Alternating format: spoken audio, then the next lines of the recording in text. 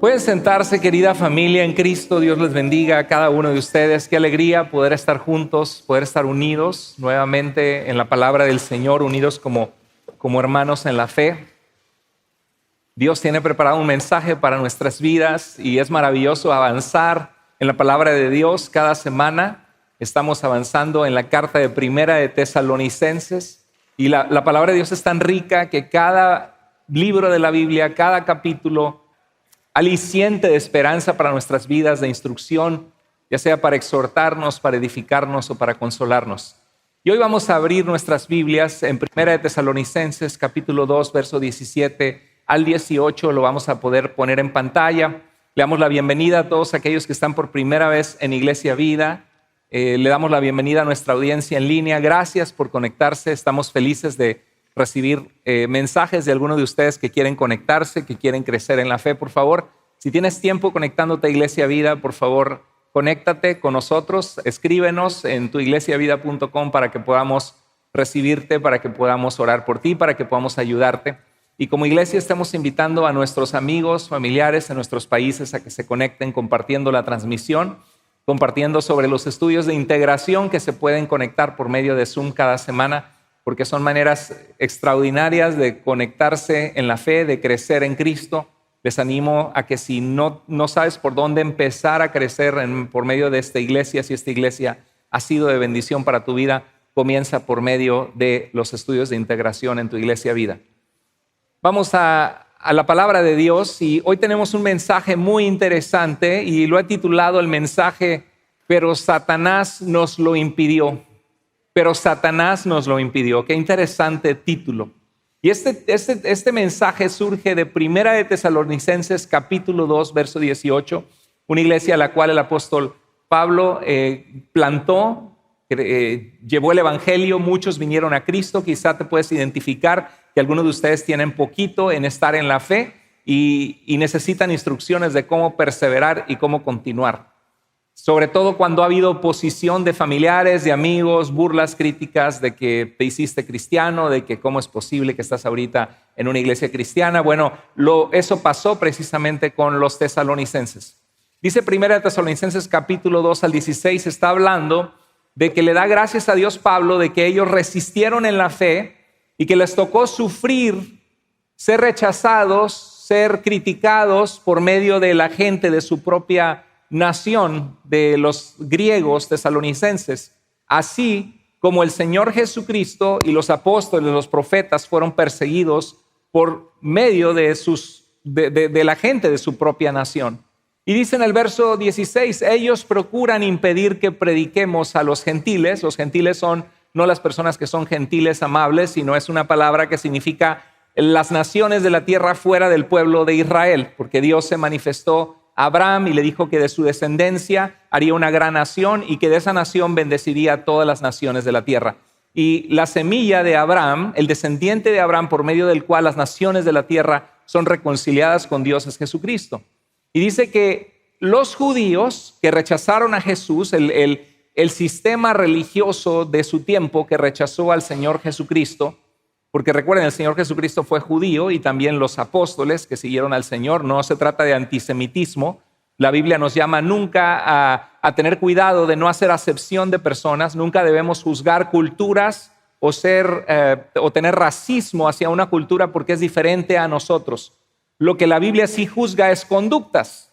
Dios juzga la conducta, no el color de la piel ni el nivel de educación, sino la conducta. Si tu conducta está bien y eres una persona de México, o eres una persona de Holanda, o eres una persona de África o de China, eso es lo que se agrada al Señor, una conducta correcta. Y en este caso lo comento porque algunos han utilizado este tipo de pasajes para crear antisemitismo y rechazar al pueblo judío o a Israel, y ese no es el punto. Dios quiere que oremos por la salvación del pueblo de Israel, que vengan a conocer al Mesías, al Salvador. Pero dice que estos judíos que estaban en la sinagoga, la iglesia judía en Tesalónica donde Pablo predicó, trataban de impedirles que prediquen la sana doctrina de la salvación en Cristo a los gentiles para que sean salvos. Así llegan al colmo de su pecado, pero el castigo de Dios vendrá sobre ellos con severidad. Y tal como lo dijo Pablo, el Señor Jesucristo lo había dicho en los evangelios. Estaba diciendo, ay de ti, Jerusalén, porque dice de que el juicio sería fuerte sobre ellos, porque si en Sodoma o Gomorra se hubieran hecho las señales que se hicieron con Jesús entre ellos, hace tiempo que se hubieran arrepentido. Y Jesús en Marcos capítulo 13 y en Mateo 24 habla de que ese templo sería destruido y que habría una gran tribulación, y habla de cómo sería esa destrucción y juicio de Dios, que en el año 70 después de Cristo, los ejércitos romanos de un emperador Tito Vespasiano entraron y arrasaron, y hubo un gran juicio de Dios sobre el pueblo, sobre la organización política y religiosa que rechazó a Jesús. Dice, así llegan al colmo de su pecado, pero el castigo de Dios vendrá sobre ellos con severidad. Y vino. Dice verso 18, si deseábamos visitarlos. Yo mismo, Pablo, intenté ir varias veces después de que tuvo que huir, porque lo querían prácticamente linchar, lo querían o meter a la prisión o quizá apedrear, y querían su mal. Pero Pablo tuvo que huir de noche y después se quedó cargado en el corazón porque era una iglesia que apenas hace 3 semanas había venido a la fe en Cristo. Y estuvo tratando de regresar, pero vio que no podía. Y dice, intenté ir varias veces, más de una vez, dice en el griego, varias, no sabemos si fueron 3 o 4 o 5 veces. Pero Satanás, ¿qué dice?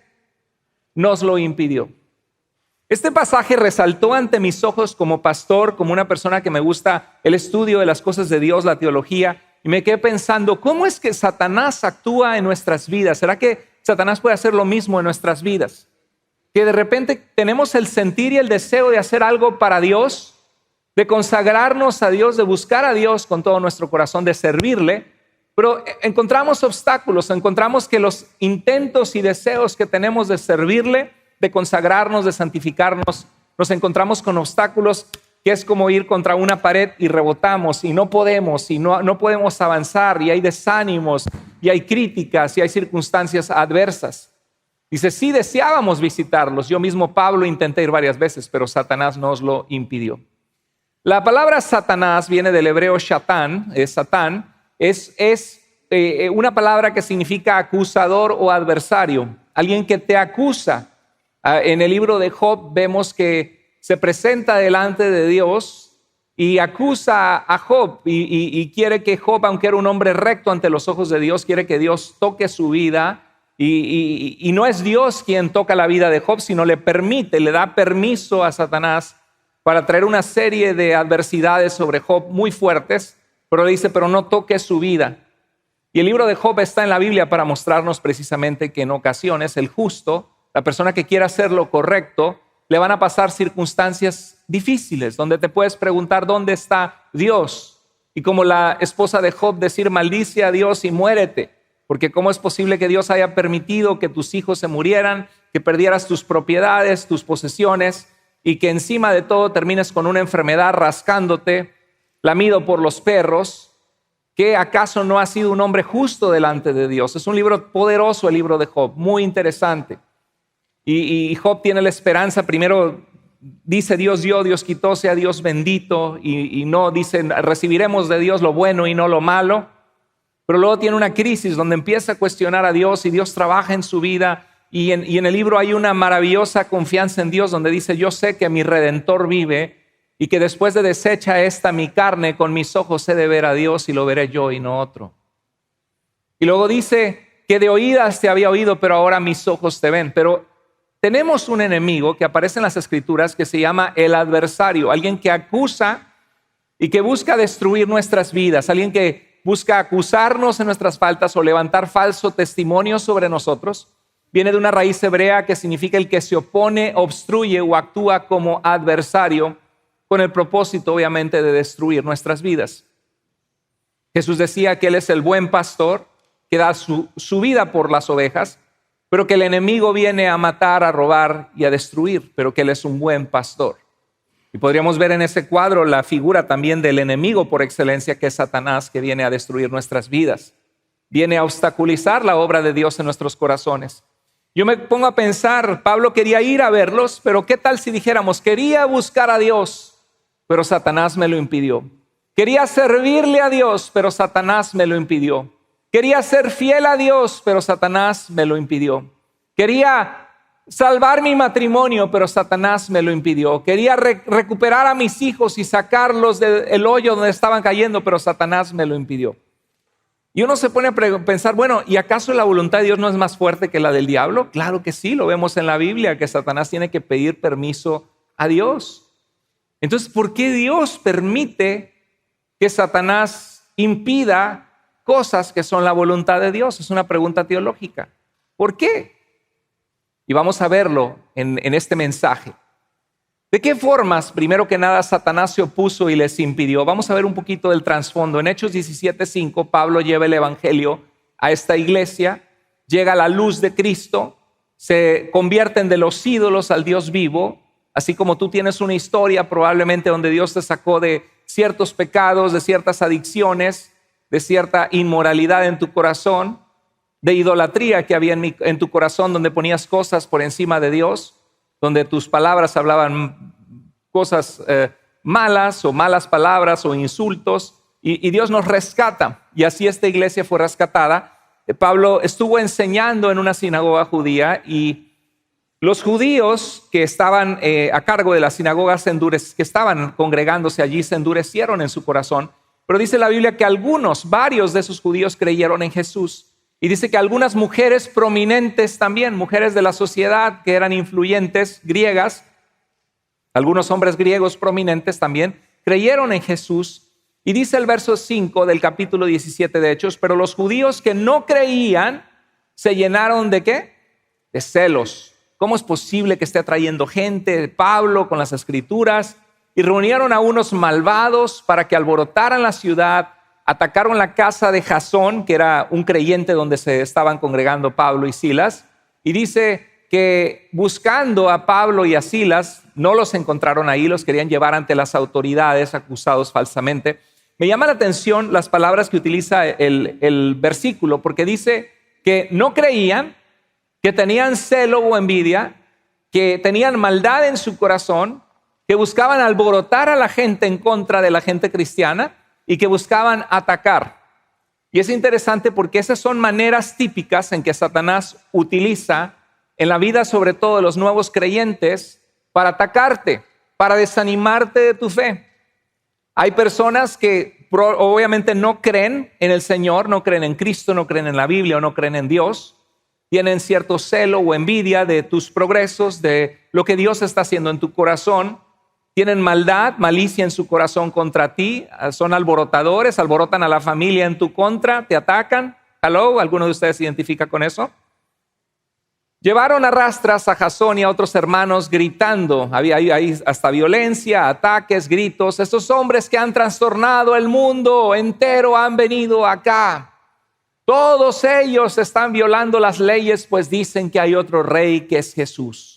Están violando las leyes del emperador. El emperador es Señor y es Rey sobre Roma y sobre las provincias romanas. Y estamos de las provincias romanas de Judea y de aquí del mundo grecorromano. No es posible, donde estaban en Tesalónica, que ahora digan que hay otro rey que es Jesús. Estaban levantando un falso, porque el cristianismo nunca fue político en el sentido de querer quitar a los reyes que existían, sino que se trata de confesar a Jesús como el creador de la vida, que vino y se encarnó por nuestros pecados, como Señor de nuestras vidas, como Rey de nuestras vidas, como aquel que seguimos en nuestro corazón, como aquel que nuestra fidelidad le pertenece a Él, porque Él hizo la vida y la merece. No significa que somos malos ciudadanos. Estaban levantando falsos, y eso es típico con gente que ataca a los cristianos. Levantan falsos, dicen cosas que no son ciertas. Probablemente muchos de ustedes lo han experimentado.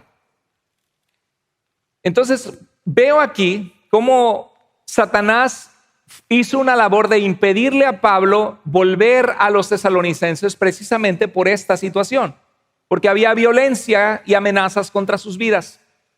Entonces, Satanás actúa y nos impide muchas veces, o nos quiere impedir, o nos busca impedir hacer la voluntad de Dios, usando a las personas que le pertenecen al diablo.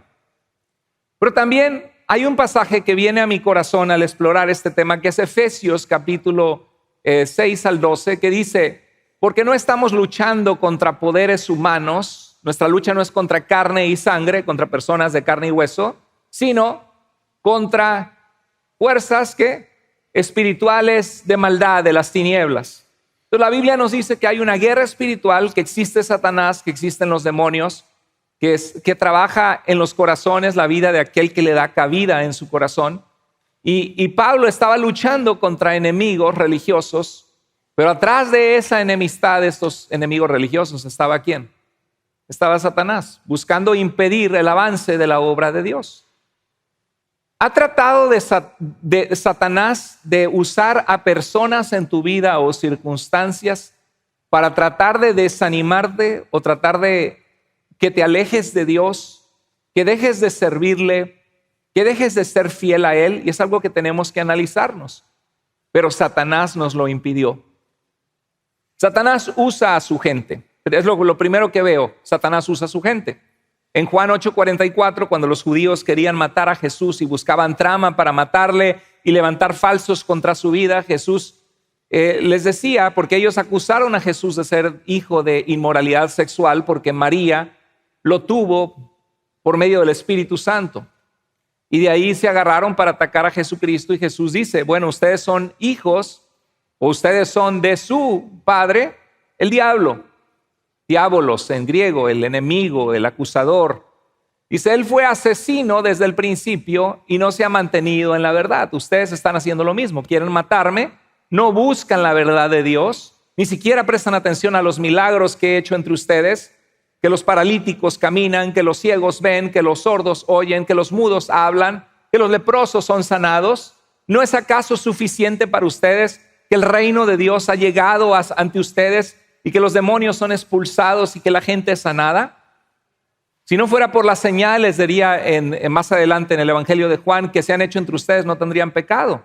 Pero ustedes están cegados en su corazón, porque están haciendo la voluntad del diablo, y al hacer la voluntad de Satanás, que viene a destruir y apartar a los hombres de la verdad, ustedes están siguiendo sus pasos. Son sus hijos, no son hijos de Dios. Entonces, ¿a quién usó Satanás para impedir a Pablo ir a los tesalonicenses para terminar de discipularlos y completar su fe? Usó a personas, enemigos del evangelio, de la fe, que se dejaron usar por Satanás. ¿Están conmigo? Hay gente que se deja usar por Satanás. Asegúrate que tú no eres una persona que te dejas usar por Satanás, porque a veces la familia quiere caminar con Dios y de repente el esposo o la esposa dice, no, ¿para qué vamos a la iglesia? Si como quiera peleamos. ¿Para qué vamos a la iglesia si nos peleamos el martes o al día de ayer y me gritaste? Y en vez de animar, o sea, es indudable que la persona que comienza a buscar de Dios, su vida cambia. Porque el que está en Cristo es una nueva creación. Las cosas viejas pasaron y Dios hace todas nuevas. Pero es un caminar donde tenemos que quitarnos la ropa de la vieja naturaleza y vestirnos de la nueva creada según Dios. Es un proceso de santificación. Sin embargo, hay personas que aminoran eso y sin importar que Dios ha hecho cambios, cuando el esposo o la esposa vuelva a caer en las andadas de antes o en algún pleito o en algún momento malo donde se ofenden, dicen, ¿de qué te sirve ir a la iglesia? ¿Para qué vas? ¿De qué te sirve? Es lo peor que tú puedes hacer, decirle a tu esposo eso o a tu esposa, porque estás desanimándolo e impidiendo la obra que Dios va a hacer en su vida, porque la fe viene por el oír y el oír por la palabra de Dios. Y cuando venimos a la iglesia, Dios trabaja en nuestras vidas y produce fe y transforma nuestra vida, el Espíritu Santo, a través de su palabra. Amén. Entonces tú estás siendo un obstáculo. Nunca usas esas palabras. ¿De qué te sirve? ¿Para qué vamos? Y por eso Efesios 4:26 al 27 dice, si se enojan, no pequen. Que el enojo no les dure todo el día, ni le den lugar al diablo. Pablo está diciendo que todos nosotros somos humanos y nos vamos a enojar. Yo me enojo, tú te enojas, todos nos enojamos. Hay momentos en que pasamos por situaciones de enojo. Dígame si no es cierto. ¿Por qué? Porque somos humanos. Hay actitudes, acciones, situaciones que es un gatillo que activa en nosotros el enojo. Y la Biblia nos dice que enojarse es un sentimiento humano, pero lo que tenemos que tener cuidado es lo que el enojo hace en tu corazón y en mi corazón, lo que nos lleva a hacer. Que Satanás empieza a sembrar en nosotros amargura, que luego se vuelve odio hacia alguien y no tenemos la paz ni el amor de Cristo. Estamos odiando, estamos almacenando en nuestra vida malicia porque nos sentimos lastimados o nos sentimos heridos de alguna manera. Y la Biblia dice que en los momentos de enojo estamos vulnerables porque podemos dar lugar ¿a quién? Al diablo. Mi esposa no me atiende en casa, pues yo me busco afuera lo que en casa no me dan. Mi esposo no me atiende, pues yo me busco afuera un hombre que sí me entienda y sí le importe. Pues me la hizo, me la va a pagar. Se va a enterar quién soy yo, no sabe con quién se está metiendo. No le den lugar al diablo. Me fue mal, me pasó esta desgracia. Total, si Dios me amara tanto no permitiría que me pasara esto. Me voy a ir a escondidas, comprarme unas botellas, me voy a emborrachar, voy a adormecer mi sentimiento y total, nadie se va a enterar. Dice que si nos enojemos no demos lugar ¿a quién? Al diablo. Satanás trabaja en las emociones susceptibles, frágiles. ¿De qué forma Satanás nos impide hacer algo? Bueno, aquí vemos usando a personas que desechan la voluntad de Dios y usando gente que da lugar al diablo. No seas tú una de esas personas. Y dice, ni den lugar al diablo. El diablo usa, aparentemente por el enojo que vemos en Efesios 4:27, que puede dar lugar al diablo, puede usar nuestra carne, nuestra naturaleza pecaminosa, nuestros sentimientos, nuestras emociones, nuestros pensamientos. Si quieres vivir en la voluntad de Dios y ser bendecido por Dios, ¿cuántos quieren vivir en el centro de la voluntad de Dios y ser bendecidos por Dios? Amén. Tenemos que cuidar nuestros pensamientos y nuestras emociones, sentimientos, cuando son contrarios a la voluntad de Dios. Satanás usa la ira, el resentimiento, los afanes de falta de confianza en Dios, los placeres de nuestra carne que buscamos satisfacer fuera de la voluntad de Dios, dando cabida al pecado en nosotros. El desánimo es un obstáculo tremendo a la obra que Dios puede hacer en la vida y el corazón de las personas. La pereza también, el estarte estancado en tu vida cristiana en vez de avanzar a más y comenzar a leer tu Biblia, memorizar pasajes, tener tiempo de oración con Dios, ir a visitar a alguien que lo necesita, tomar el teléfono y llamar a alguien y orar por esa persona, comenzar a servir a Dios. Eso puede pasar a través del desánimo, de la pereza. Satanás usa nuestras emociones, nuestros sentimientos. Hermano, aprende esto. Cuando quieras servir a Dios, cuando quieras buscar de Dios, cuando quieras hacer las cosas bien, vas a recibir ataques de Satanás. ¿Se ha notado que justo me escribió una persona esta semana y decía, pastor, quiero hacer el seminario, dice, y justo ahora que estoy aprendiendo tanto, que veo que puedo servir a Dios, todo se me complicó. Dice, ¿por qué es que justo ahora que decidí servir a Dios, estoy teniendo tanta oposición y tantas cosas en contra? ¿Alguna vez de ustedes ha experimentado eso?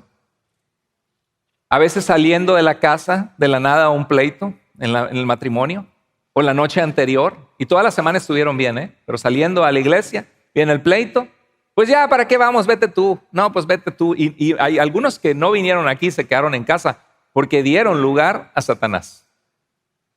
A veces estás todo bien, tus amigos no te hablaban, vienes a Cristo y de repente te empiezan a caer los textos, las llamadas, y te invitan a salir, y te invitan a hacer cosas que no están bien. Y tenía mucho que no se acordaban de ti, pero ahora que estás en Cristo, de repente te llueven las invitaciones y las botellas gratis y las reuniones. ¿Sí? Cuando quieras servir a Dios y hacer las cosas bien, vas a recibir ataques de Satanás. Porque Satanás es padre de mentira. Él es como el enemigo que viene a matar, robar y destruir. ¿Por qué Satanás hace esto? Bueno, busca desanimarnos, busca impedirnos servir a Dios, busca destruir la obra de Dios y al final de todos busca destruir tu vida. Porque esa es su naturaleza, una naturaleza corrompida por la maldad, por el pecado. ¿Qué hacemos cuando Satanás busca impedirnos hacer algo para Dios? Algo que sabemos que es la voluntad de Dios. ¿Qué hacemos? Y eso es lo que quiero que veamos. En este pasaje de 1 Tesalonicenses 5:8 dice, pero Satanás nos lo impidió. ¿Qué hacemos cuando tú tienes una clara idea que Dios te ha llamado a hacer algo, que Dios quiere que le busques tú o toda tu familia, que busquen a Dios como familia, servir en algún ministerio y de repente vienen problemas inesperados y ves obstáculos que no te permiten avanzar a lo que sentiste algún día en tu corazón que Dios quería hacer a través de ti. ¿Qué hacemos? Quiero darte 3 consejos. El primer consejo que quiero darte es, número 1, asegúrate que lo que quieres hacer es realmente la voluntad de Dios. No va a pasar como aquel hombre que estaba en el camión y se movía el camión agarrado del tubo del camión y tenía una mujer hermosísima de un lado y una mujer muy fea del otro. Y cuando se iba hacia la mujer fea estaba orando y decía, Señor, líbranos de la... decía, Señor, líbranos de la tentación y líbranos del mal. Y cuando se iba el camión para el otro lado y estaba la mujer bonita, decía, mas no se haga mi voluntad sino la tuya. ¿Sí? A veces pensamos que Dios es la voluntad, que es que mira, me puso una muchacha guapísima en mi trabajo y bien amable y bien linda, como siempre la había buscado. Sí, pero eres un hombre casado, ¿no? Eres una mujer casada. A veces descaradamente decimos que Dios nos dio la oportunidad de encontrar este trabajo donde servimos alcohol a la gente y la gente sale embriagada de ese restaurante o de ese lugar y decimos, pero Dios me dio este trabajo, ¿no? Y la verdad es que tenemos que discernir, porque a veces podemos echarle la culpa a Dios y al diablo de lo que Dios intencionalmente está frenando en nuestra vida para impedirnos caer en una trampa del diablo. No, es que no he podido sacar adelante este negocio. Y Dios sabe que cuando sales adelante en el negocio te vas a apartar del Señor. Y decimos, es que Satanás me está poniendo trampas y Satanás me pone obstáculos. Y a lo mejor quien está atrás no es Satanás, es el mismo Dios que te ama y que te cuida y que sabe que si te prospera tú te vas a apartar del Señor y te va a ver como en feria. Podría ser, ¿no? Entonces uno debe preguntarse, ¿es la voluntad de Dios esto que quiero hacer, este sentir que tengo? ¿O es solo un deseo o decisión mía? Que a la fuerza yo quiero que se cumpla andar con Juana. O andar con Isidro, la mujer dice. ¿Por qué? Porque es que Dios me lo puso, porque Dios me la puso. Es que yo quiero tener este negocio, es que yo quiero prosperar. Claro, se vale soñar, se vale clamar a Dios, se vale decirle a Dios, que es tu voluntad, ayúdanos a salir adelante porque la vida es difícil, uno trabaja, se esfuerza, cuesta tanto ganar el sustento y se vale soñar, pero hay que soñar dentro de los parámetros de Dios, soñar dentro de la voluntad de Dios, dentro de lo que Dios permite y de lo que Dios conoce nuestro corazón y tú conoces tu propio corazón, de qué te va a acercar o apartar de Dios. ¿Es la voluntad de Dios o es solo un deseo o decisión mía?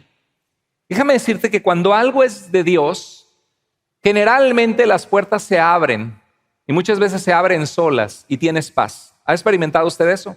Cuando algo es de Dios, generalmente las puertas se abren solas. Consejo para los chicos y las chicas o los solteros.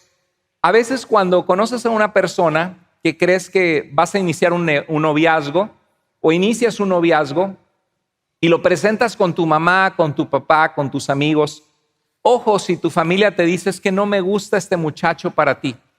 Y hay personas que cuando empiezan una relación o se van a casar, te dicen, nos vamos a casar. Y en vez de tú decir, felicidades, dices, felicidades. En tu mente estás pensando, qué mala onda que se va a casar con ese chavo, ¿no?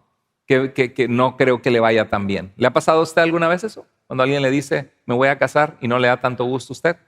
¿Por qué? Porque hay algo que usted ve en el carácter de esa persona, que a lo mejor es orgulloso, que a lo mejor es narcisista, que a lo mejor es machista, que a lo mejor es egoísta, desconsiderado, y usted ama a la persona que le dice que se va a casar. Bueno, preste atención, porque generalmente cuando las cosas son de Dios, toda la gente que te rodea te va a decir, qué gusto, qué alegría que te vas a casar, hacen muy bonita pareja, qué bien. ¿Lo he experimentado eso? Generalmente así sucede. Estoy hablando en términos generales. Claro que si la familia no es cristiana y tu novia es cristiana y se enojan, pues puede ser solo por un rechazo a Cristo, no en sí por el carácter de la buena mujer que estás viendo, ¿no? Entonces, esto no significa que será fácil. Todas las cosas que valen la pena cuestan. Cuando Dios me llamó al ministerio, es impresionante cómo Dios acomodó todo para decirme, ya no te quiero más en la profesión que estás haciendo, quiero que me sirvas. Y cómo hasta, por ejemplo, conocí en una casting de actuación de un comercial a un joven que daba clases de inglés. Y él estaba dando clases de inglés a un bufete jurídico de abogados en la Ciudad de México. Y yo en México soy abogado. Y me dijo, oye, necesito maestros que me ayuden con el inglés. ¿Te gustaría ayudarme? Solamente sería los lunes que vayas un rato, 2 horas y les enseñes inglés. Y dije, bueno, mi inglés la verdad que es muy básico, solo porque vivía en la frontera, pero porque yo me esforzaba en tratar de hablar con él. Y le dije, y bueno, porque fui a una iglesia que era bilingüe, entonces aprendí un poco, pero mi inglés es muy, muy básico. Me dice, no, así como tú lo hablas, estás mucho mejor porque es nivel principiante y yo te voy a dar todo el material. Dije, bueno, pues está bien, vamos a probarlo. Y es algo que me gusta, estar con colegas, abogados, y me sirve para practicar el inglés y mejorarlo. Y estuve dando clases, no me acuerdo si fueron 3 o 6 meses, nada más ayudando algo los lunes. Lo vi como algo que me entretenía y hacer amistades. Pero fue cuando Dios me llamó y apliqué para el seminario en Estados Unidos y tenía que hacer un examen en inglés que se llamaba TOEFL, Test of English as Foreign Language, examen de inglés como una lengua foránea. Y me acuerdo que hice el examen y apenas lo pasé y me acuerdo que mi hermano me llamó y me dijo, oye, que si Dios te llama al ministerio, déjame, yo te pago el examen. Le digo, gracias. Le dije a mi hermano y veo cómo Dios puso las piezas, la organización que validaba mis estudios en México para venir a Estados Unidos a hacer la maestría.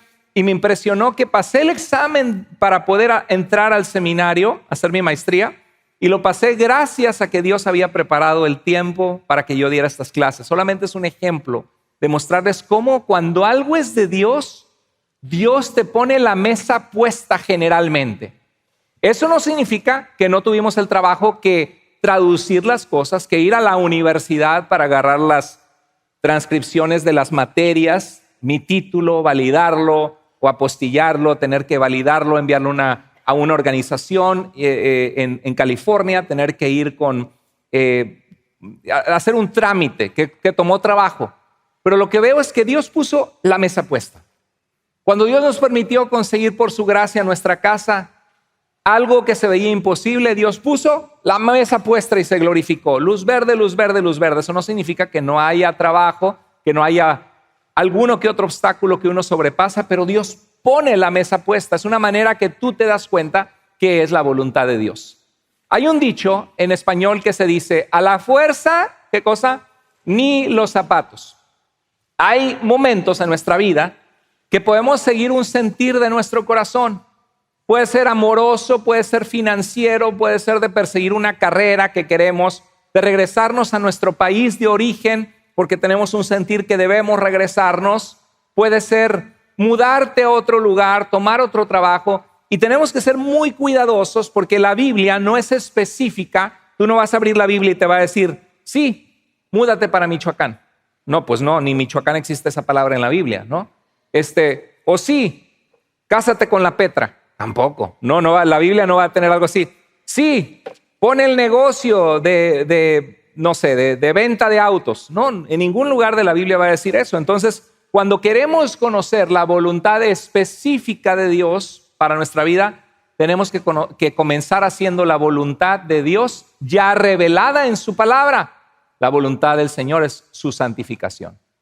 La voluntad del Señor es que no dejemos de congregarnos como algunos tienen por costumbre, sino que nos animemos, exhortemos, porque el día del Señor se acerca y tenemos que vivir una vida en su voluntad.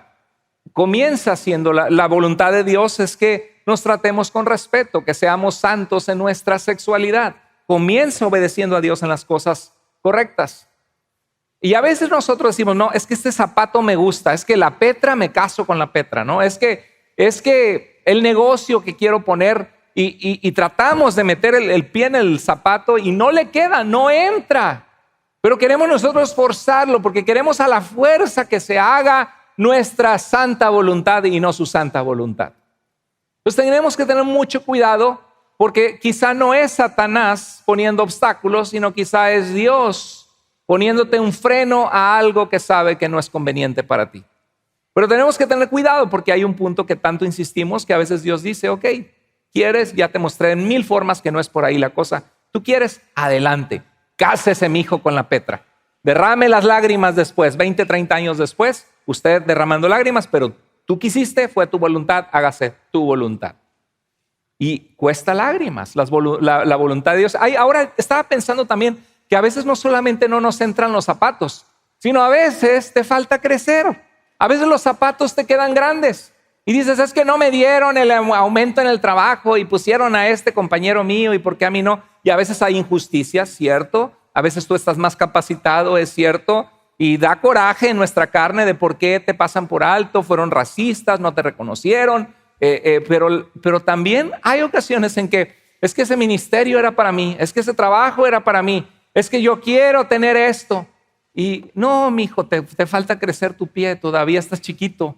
Si mi hijito se pone mis zapatos, le quedan flotando, pero va a llegar un día en que su piecito va a crecer y va a llenar esos zapatos. Y a veces Dios está así con nosotros, te dice, hijo, sí quiero darte lo que tú me pides, sí lo tengo para ti, pero tienes que crecer. Eres un narcisista en las relaciones interpersonales, eres un machista, desconsiderado, egoísta, y mientras no cambies esa actitud, no voy a traer a tu vida a tu compañera que tanto me derramas lágrimas. Mientras no cambies esta actitud, no voy a actuar lo que me pides. Mientras no vea que tienes un corazón que me honra, no te voy a prosperar en tu negocio. A veces te falta crecer. ¿Cómo sabemos que es de Dios? Bueno, pregúntate, ¿es conforme a la voluntad de Dios este sentir? Ahora, ¿te ha hablado Dios o te lo ha confirmado? Porque muchas veces Dios nos pone un sentir muy fuerte, una paz muy fuerte que sabemos que Dios quiere algo para nuestras vidas. Pablo sí sabía que era importante dar seguimiento a los tesalonicenses. Quiero que tengamos un tiempo de reflexión. ¿Era la voluntad de Dios que Pablo fuera a los tesalonicenses? Pues Satanás se lo impidió. No sé si era la voluntad de Dios o no. Porque ahorita vamos a reflexionar qué sucedió porque Pablo no fue. Evidentemente Dios, sabemos en la Escritura que Él es soberano y que no va a permitir a Satanás actuar más allá de lo que Dios le permite. Dios iba a utilizar esta oposición para glorificarse. ¿Por qué Satanás quiso impedirlo? Bueno, porque los tesalonicenses eran nuevecitos cristianos y al haberse ido Pablo perseguido por la multitud alborotadora, la gente decía, no, es un charlatán, no crean lo que les dijo de ese Cristo que es el Salvador. No los vayan a engañar en esta religión o en esta secta. Y Satanás quería impedir que Pablo los discipulara bien en la fe. Ahora la pregunta más grande es ¿por qué Dios lo permitió? Son 3 preguntas como un detective, ¿no? ¿Era la voluntad de Dios que Pablo fuera y Satanás lo impidió? ¿O era importante que fuera, Satanás lo impidió, pero Dios lo permitió porque Él iba a glorificarse aún en medio del obstáculo de Satanás? Porque Satanás quiso impedirlo y porque Dios lo permitió. La segunda cosa, después de que tú disciernas si tu sentir es la voluntad de Dios o no, y es verdaderamente un obstáculo que Satanás está poniendo en tu camino para que te rindas a Dios, le sirvas o tu familia busque a Dios, o lo que Dios te ha marcado que Él tiene para ti, o a lo mejor Dios quiere hacerte un empresario, Dios quiere que hagas tus estudios, Dios te quiere usar en alguna área laboral de alguna manera, y tú estás convencido en tu corazón que Dios tiene eso para ti, pero hay obstáculos. Número 2, tienes que entender cómo trabaja Dios, tener expectativas reales. Y para entender cómo trabaja Dios, yo quiero que me acompañen en una serie de preguntas que vamos a hacernos juntos. Porque cuando vemos en la Biblia, pero Satanás nos lo impidió, nos deja pensando en muchas cosas. ¿Por qué? ¿Por qué lo impidió? ¿Por qué Dios lo permitió que Satanás lo impidiera? ¿Se lo pregunta conmigo o no?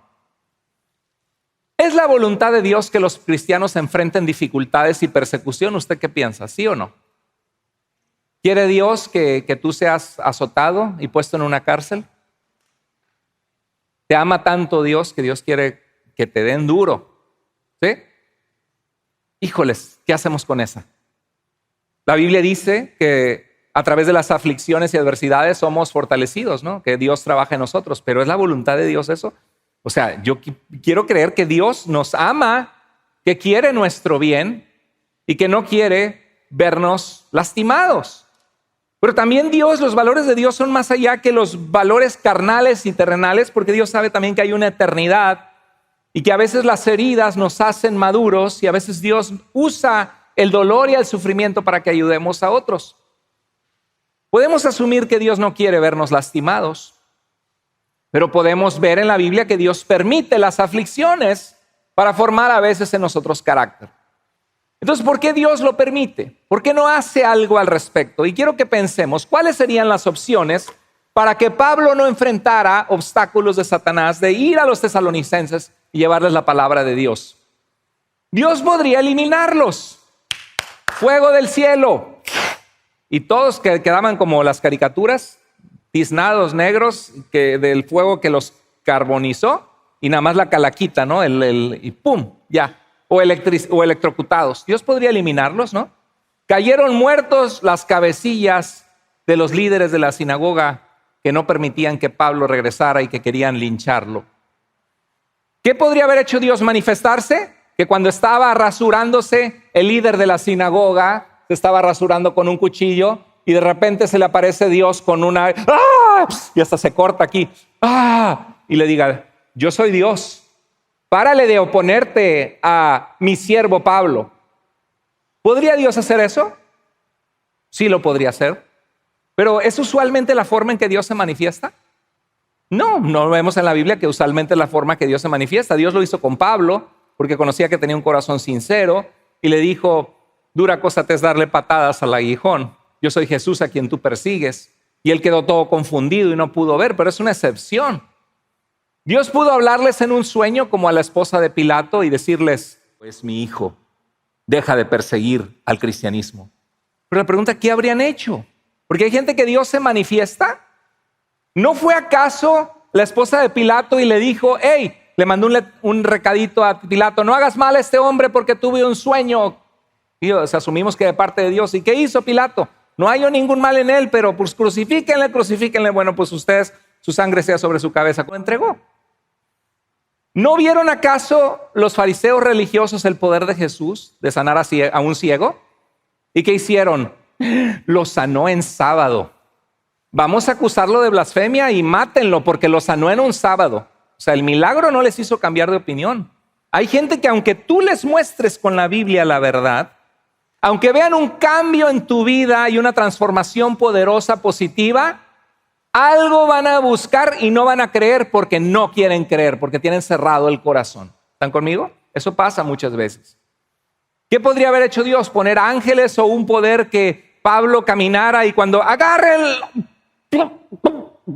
y se empieza, no voy a creer que yo me esté ahogando de verdad. Y no pueden hablar. O sea, Dios permite que el mundo natural funcione y Él contesta oraciones, irrumpe cuando le place y se glorifica en hacer un milagro, una sanidad en la vida de alguna persona. Dios ciertamente actúa, pero Dios no está haciendo milagros derecha, izquierda y frenando y manifestándose a la gente como un árbitro. No. Dios permite el mundo de maldad. Por eso dice en Apocalipsis que las oraciones de los santos perseguidos y martirizados y muertos por el evangelio claman al Señor por su justicia. ¿Por qué? Porque Dios permite que haya mártires en la fe, que haya gente que muera por Cristo. Los obstáculos se presentan, el sufrimiento y la calamidad, pero hay algo que nosotros decimos mucho. Dígame si no es verdad. Cuando hay un problema grave en el mundo o en nuestra vida, ¿ha usted utilizado o escuchado la frase, pero Dios está en control? ¿Lo ha escuchado o no? Pero Dios está en control, ¿sí? Y yo me quedé pensando al preparar este mensaje de cómo Satanás pone obstáculos en nuestra vida, agresión contra nosotros, situaciones de desánimo, cuadros de depresión en algunos cristianos que de alguna manera son atacados en esa área y necesitan la ayuda del Señor, rendirla a Dios, pero Dios está en control. ¿Qué queremos decir con Dios está en control? Son solo palabras de motivación. No te preocupes, mira, se murió toda tu familia en un accidente, pero Dios está en control. Y uno se queda, ay, pues no es mucho consuelo que digamos, ya perdí a mi familia que amo, a mi hermano, a mi papá, a mi mamá, ¿cierto? O es una declaración teológica de decir, no, Dios está en control, porque como dijo Nabucodonosor, Él hace lo que quiere y no hay quien detenga su mano y le diga qué haces. Él es Señor sobre todo. La historia es un curso que va a desembocar en Cristo volviendo por los suyos, dándonos vida eterna a los que estamos en Jesús, limpiando cada lágrima de cada ojo que ha llorado por injusticias, por el dolor. ¿Hasta qué punto y qué implica? Es decir, que Dios está en control. El marido la golpea, pero, que algunos dicen, Dios está en control. Ah, ok, entonces, ¿qué significa que Dios está en control? ¿Que la sigan golpeando? ¿Que no llame a la policía? ¿Que le dejó el ojo morado, pero que siga dándole como piñata? ¿O que salga y se huya y busque protección? ¿Qué significa Dios está en control? Tiene diabetes, pero Dios está en control. No hace ejercicio, ni toma pastillas, ni va al doctor, pero Dios está en control. A veces podemos sonar muy espirituales, ¿no? La guerra en Ucrania, gente inocente muriendo, Hitler matando 6 millones de judíos, metiendo familias a las cámaras de gases, dejando que quedaran como palitos, sin darles de comer, con experimentos macabros, diabólicos, trayendo sufrimiento y dolor a gente inocente. Pues sí, Hitler va a seguir matando gente, pero Dios está en control. No, decía un hombre de Dios en Alemania de que la iglesia había caído presa de eso y que tenían que hacer algo al respecto. Todo lo que tiene que pasar para que los hombres malos y la maldad avance es que los hombres buenos no hagan nada. Están golpeando aquí a una mujer y pateándola, pero Dios está en control. No, te metes, quítenlo, llamen a la policía, uno actúa, ¿cierto? Se murió, pero Dios está en control. No se cuidaba, pero Dios está en control. ¿Qué hacemos con esas frases que a veces decimos como cristianos? Pero Dios está en control. A veces nos falta el análisis intelectual, espiritual como cristianos, de ver lo que practicamos, lo que decimos y en qué manera aplica en la vida práctica ese tipo de frases. Dios está en control. Quiero ayudarte un poquito.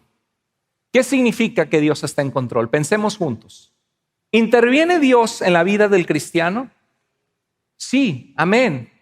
Dios ha contestado muchas oraciones en mi vida y en la vida de muchos hermanos queridos de la iglesia, donde los doctores dijeron tu bebé viene mal y va a estar mal y van a nacer con síndrome de esto, síndrome del otro, y de repente en oraciones nace un bebé perfectamente sano para gloria y honra de Dios. Ha habido situaciones en que tu matrimonio no tiene esperanza, va a fracasar y Dios trae perdón, trae reconciliación, trae paz. Ya no sentía amor por mi esposa, pero Dios volvió a reavivar el amor en nuestras vidas. ¿Interviene Dios? Sí, Dios interviene. O recuerdo el hermano Andrés que iba a meter Biblias a Rusia cuando estaba la cortina de hierro y estaba prohibido hablar de Dios y se burlaban de Dios en el partido marxista y comunismo. Y abrieron y estaba repleta de Biblias su maleta para que lo fundieran en la cárcel. Y el guardia le dijo, ciérrenlo, qué bonita ropa trae usted. Y pasó en su Volkswagen que no podía ni andar ni tenía gasolina. ¿Dios interviene? Sí. ¿Dios hace milagros? Sí. Ahora la pregunta, ¿interviene siempre Dios en el tiempo y la forma que lo deseamos? No, no siempre. Si nos cortamos, sangramos, si nos caemos, nos rompemos la pata, decimos, ¿no? Si nos lastimamos, nos duele. Si tu esposa no quiere nada contigo, te va a dejar y te va a doler en el alma y va a destruir tu familia. ¿Interviene Dios siempre cuando queremos, como el genio de la lámpara? No. ¿Voltea lo malo Dios para bien muchísimas veces en la vida de los cristianos? Sí. ¿Cuántos de ustedes pueden tener una experiencia dolorosa del pasado que ustedes no estarían donde están si no fuera por eso? Que ustedes no hubieran conocido al Señor si no fuera por eso. ¿Evita el mal siempre Dios en nuestras vidas? ¿Sí o no? No. Dios está en control. No significa que no van a pasar cosas malas. Que te quede claro. en tu vida y en mi vida. Número 2, Dios está en control no significa que Dios quiere o envía lo malo que sucede. Ni aún con Job, porque Dios mismo no fue el que lo mandó, sino Satanás. Pero Dios lo permitió. Pero dice la Biblia que cuando alguien diga que es probado o tentado en una forma mala, que no diga que es de parte de Dios, porque Dios no tienta a nadie, ni él puede ser tentado por el mal. O sea, no es que Dios está maquinando algo contra ti. Y a veces nos enojamos. Decimos, Dios, ¿dónde estás? Tú me mandaste, te llevaste a mi hermano. No, Dios no se lo llevó, se lo llevó el COVID. Un virus que hay en medio de un mundo de pecado. Dios no se lo llevó. No culpes a Dios. Hay un dicho que dice, el que escupe al cielo le cae de regreso en la cara. Lo peor que puedes hacer es alejarte de Dios y renegar de Dios porque te ve peor, como en feria. Porque Dios es la fuente de confort, de paz, de fuerza en nuestras vidas, de fortaleza. Dios está en control no significa que las cosas no se van a empeorar. Es que hay cáncer, es que hay, y Dios nos libre y oramos y vemos la mano de Dios y la gracia de Dios y Dios ayudándonos con milagros sobrenaturales o a través de usar a los doctores. Pero hay ocasiones en que las cosas se pueden empeorar. Dios está en control no significa que las cosas no se van a empeorar. Dios está en control no significa que Dios no quiere que hagamos algo al respecto de nosotros. Tengo cáncer, pero Dios está en control. No, usted póngase control sobre su boca y deje de comer cosas que le van a activar la insulina y van a hacer que se le vaya hasta los cielos. Usted tiene que cuidar eso.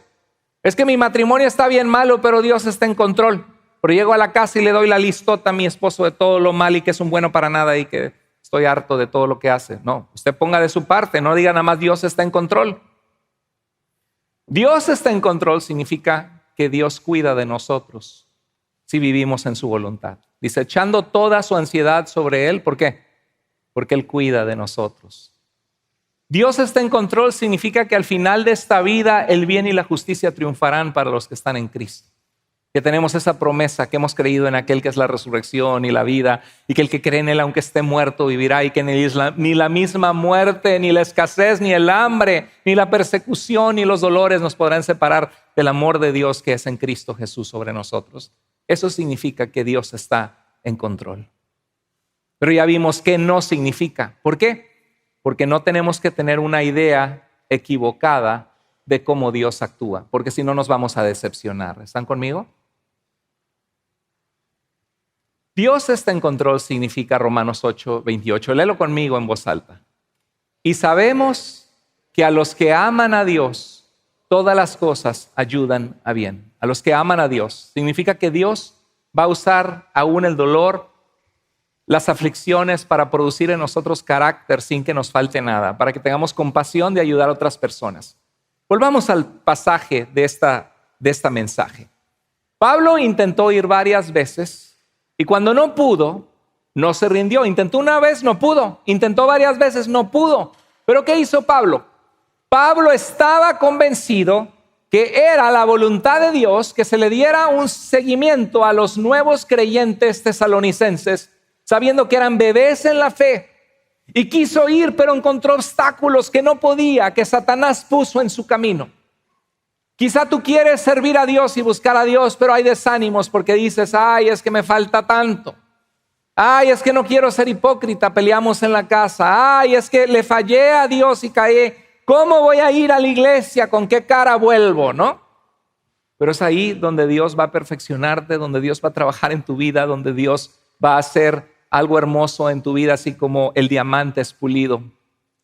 Cuando no pudo más, ¿qué hizo Pablo? Envió a Timoteo y les escribió 2 cartas que tenemos aquí en la Biblia. Dice 1 Tesalonicenses 3, 6 y 8, pero ahora Timoteo ha vuelto de Tesalónica, porque él no podía ir, pero a Timoteo no lo conocían. Él sí podía pasar por desapercibido. Y dice, y nos ha traído buenas noticias de la fe y el amor que ustedes tienen.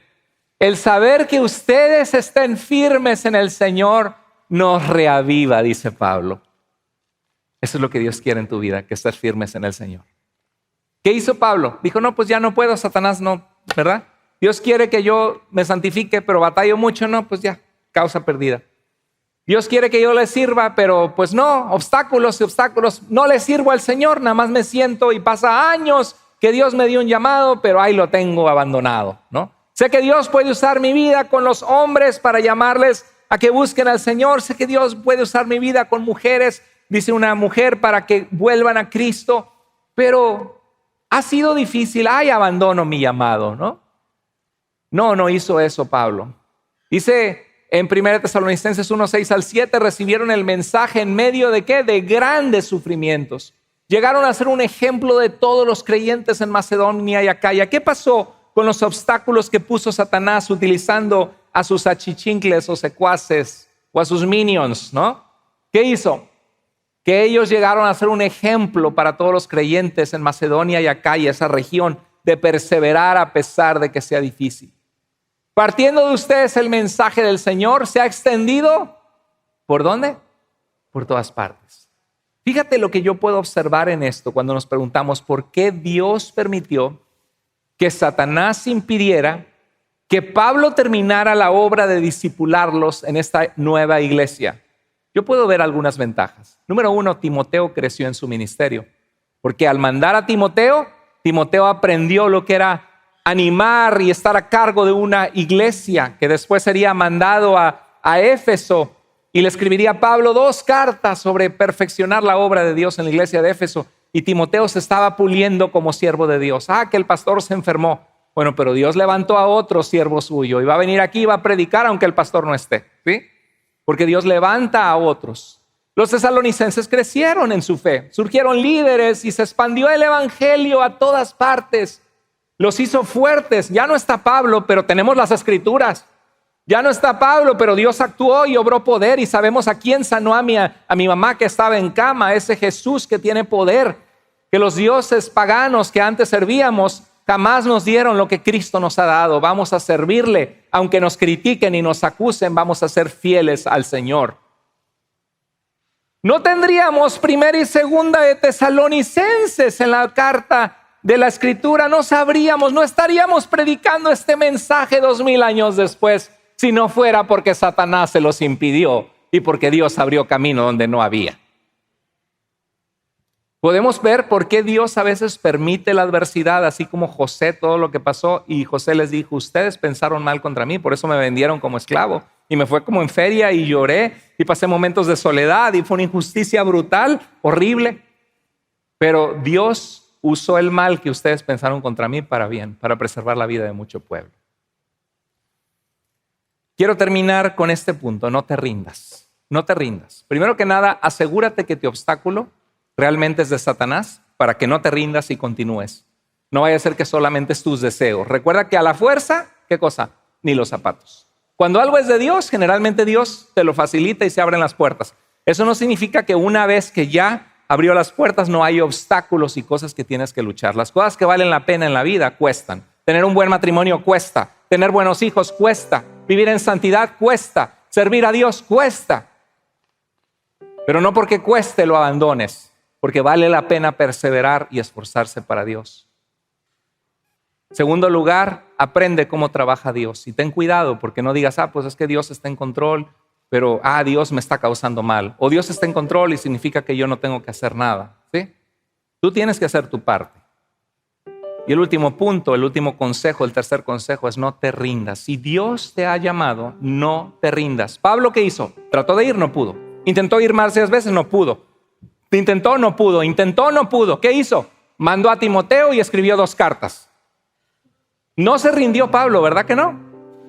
Trató de seguir formando en sus vidas el carácter de Cristo. Si sabes que Dios te ha dirigido con claridad en una dirección, jamás te rindas.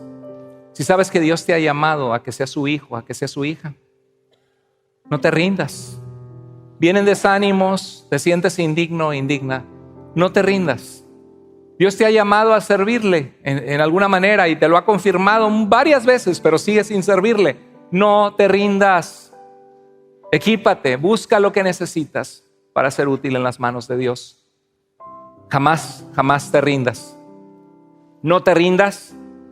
Busca la puerta. Alguna puerta hay. A veces esta puerta está cerrada. No puedo servir a Dios aquí. Esta puerta está cerrada. Esta puerta está cerrada. Nada más asegúrate que no es Dios que te cerró las puertas, porque no es el momento, porque los zapatos te quedan todavía muy grandes y necesitas seguir creciendo. O a lo mejor porque te estás tratando a la fuerza de meter unos zapatos que no son tu talla y Dios no tiene ese ministerio para... Es que Dios me llamó a cantar. Y cantas como las gallinas. Y es que ya van 4 iglesias que me cierran la puerta de cantarle a Dios a lo que Dios me llamó. Aquí se cerró la puerta, aquí se cerró la puerta, aquí se cerró la puerta y hasta la puerta del baño me cierra mi vieja cuando me voy a cantar. Pues es que Dios no te llamó a cantar. Cuidado con eso, ¿no? Pero si Dios te ha puesto, es que yo quiero consagrarme, yo quiero equiparme para Dios, yo quiero tomar clases en el seminario bíblico para equiparme para Dios. Sigue intentando hasta que la puerta se abra si Dios te ha llamado a eso. Como Pablo envió a Timoteo, escribió 2 cartas. Y otra cosa, deja tu puerta abierta, porque a veces cuando tú sientes que es la voluntad de Dios que hagas algo que tiene que ver con otras personas, Dios no forza la voluntad de la gente. Y es que yo quiero recuperar mi matrimonio, pastor, pero mi esposa no quiere. Es que yo quiero recuperar mis hijos, pero ellos no quieren saber nada de mí. Y ya les habló, no tengo ni para qué les hablo, me rechazan. Hermano, deja la puerta abierta. ¿Sabe lo que es jugar tenis? Le pegas con la raqueta y el otro le pega la pelota y tiene que regresártela. Asegúrate que cuando te tiran la pelota o la pelota está en tu campo, si tú quieres que esa pelota vaya de un lugar a otro o se comunique con tu esposo, con tu hijo, con tus hijos, tira la pelota. Asegúrate que le pegaste y la pelota está en el terreno de la otra persona que tiene que pegarle de vuelta. Hay veces en que hay relaciones rotas y tú lo que tienes que hacer es, mi amor, yo sé que tenemos hijos de por medio, yo no puedo forzarte a amarme a mí, yo también tengo dignidad, me duele lo que estás haciendo, no voy a permitir infidelidad en esta relación. Pero lo que sí es que yo sí quiero buscar la ayuda de Dios porque tenemos 10, 20, 15 años juntos, 25 años juntos. Y yo no quiero yo ser usada o usado por Satanás para que Satanás haga su voluntad y destruya nuestra familia. Cuando quieras hablar, cuando quieras que buscamos ayuda, la puerta está abierta. Puedes venir a hablar conmigo. Yo no puedo controlarte a ti ni hacerte que tú cambies de opinión, pero mi puerta está abierta. Cuando tú quieras hacer la voluntad de Dios, yo sí quiero, avísame. Hijo, hija, yo no puedo obligarte a hacer lo correcto ni a buscar a Dios, pero te amo, hija, y quiero tu bienestar y quiero que busques de Dios. Cada vez que hablamos, peleamos y me callas y me dices que no te hable de Dios, yo voy a seguir orando por ti y cuando pueda, porque te amo, te voy a decir, pero no es a la fuerza. Pero quiero que sepas que cuando quieras platicar, la puerta de mi lado está abierta. Deja tu puerta abierta. Si es la voluntad de Dios algo, no te rindas. Busca la puerta y deja tu puerta abierta. Vamos a orar. Señor, gracias por este mensaje que estoy seguro que tú lo preparaste para hablar a varias personas en este día. Las personas que estamos presentes y las personas que están viendo este mensaje a la distancia. Señor, a través de tu Espíritu Santo, habla lo que tú quieres hablarles. Dales claridad de tu voluntad, Señor. Yo sé que en los corazones de muchos ahorita está viniendo claridad de en qué manera se aplica este mensaje en sus vidas y por qué lo mandaste. Dios, te pido que tú te glorifiques, que tú guíes la vida de tu pueblo, que si alguien no te conoce, que este sea el día que deciden clamar a ti para salvación, confiar en Jesucristo, decidiendo, Señor, seguirte como Rey y Señor de sus vidas. Si hay gente que está ahorita lastimada en su corazón, alejada de ti, Señor, que se han desanimado y Dios, que han visto obstaculizado su camino, te pido en el nombre de Jesús que tú les ayudes a seguir adelante, a hacer tu voluntad. Y si hay alguien que ha perseguido un camino fuera de tu voluntad, muéstrales para que se vuelvan a tu camino, Señor, y sean bendecidos en el centro de tu voluntad y no la de ellos. Así como estamos, con el rostro inclinado, los ojos cerrados, orando a nuestro Dios, hablando con nuestro Padre. Si Dios habló a tu corazón ahí, dile: Señor, aquí está mi vida, Padre. Señor, gracias por darme claridad. Padre, no quiero rendirme, quiero seguir en el centro de tu voluntad, cumplir el propósito que tú pusiste en mi corazón, que tú me llamaste a hacer. Y Señor, si tengo confusión, muéstrame, quítame las dudas, muéstrame con claridad qué quieres de mí, Señor. Si Dios ha hablado a tu corazón de alguna manera, levanta tu mano ahí en tu lugar. Dile: Señor, aquí está mi vida. Gracias por hablar a mi corazón en esta tarde. Dios te bendiga, Dios te bendiga. Gloria a Dios por esas manos que dicen: Señor, aquí está mi vida. Si hay alguien entre nosotros que no ha entregado su vida a Cristo, por favor, al final acércate con alguno de nuestros consejeros al centro de conexión o conmigo. Será un privilegio guiarte a que pongas tu fe en Jesús y que este sea el día que hoy recibes al Señor en tu corazón. Si Dios ha hablado a tu corazón, no salgas de este lugar sin clamar a Dios para salvación, sin buscar ayuda. Padre, te glorificamos, te exaltamos, te damos gracias. Gracias por tu palabra, gracias por este mensaje. Gracias porque tú eres fiel y bueno. Oramos en el nombre precioso de Jesús. Amén.